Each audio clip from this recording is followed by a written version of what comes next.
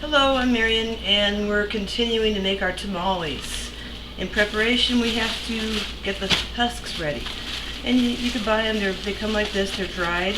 And what we need to do is get them nice and pliable so they will become wrappers for our tamales.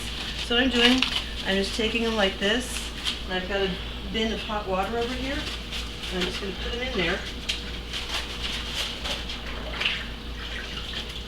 And you want to hold them down with something. So I'm not making a whole bunch this time, so this should be enough for this batch. I'm going to let them soak for 45 minutes to an hour. I'm going to come back and check to see how they are. And then if they're ready, then we can start the assembly. Hi, we're back. Now my husks just had to soak about 20 minutes in hot water. They're ready to go, so they're nice and bendy. Got my masa ready to go and my tortilla press, which is lined with a plastic bag. So this is what we're going to do. You take your husk and you get some masa. I like to go about the size, a little bit larger, maybe the size of a billiard ball, a little bit smaller. You just place it right in the center of your husk like so.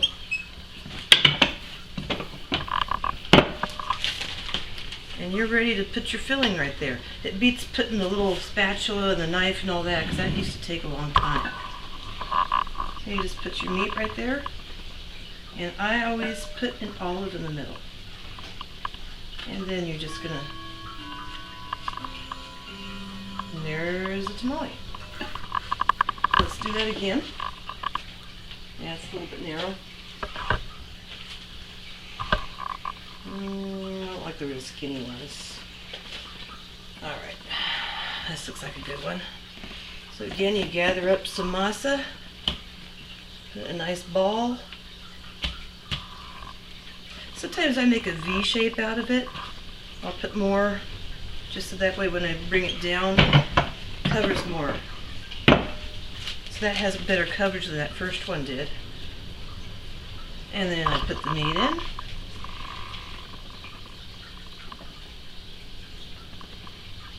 And olive in the middle, fold it over, fold it over, fold the tail in, and put it right there. And you keep doing this, and believe me, I can make 6 dozen tamales by myself in an hour because I use a tortilla press. See, this piece is a little bit bigger, so I'm going to be a little bit more generous with the masa. But you don't want to get the masa too thick, because then that's when you get the you don't want your people eating your tamales going at least I hope not.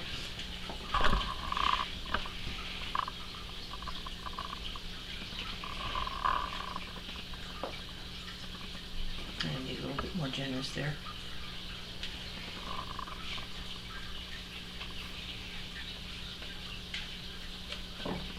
And behind me, I've got my steamer ready to go.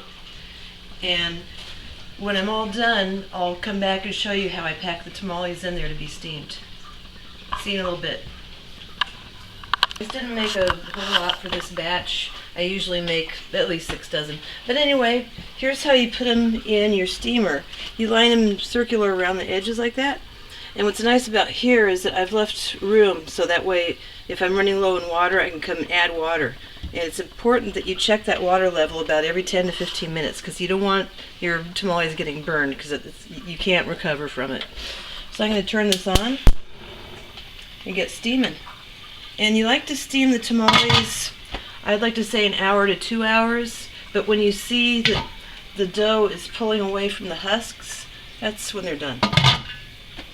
So we'll be back in an hour or 2. Bye. Oh. Okay, a couple hours have passed. Let's get out a tamale here. Sometimes you have to let them set up after they're done cooking, and I think that's the case here. You can see how they're kind of falling apart.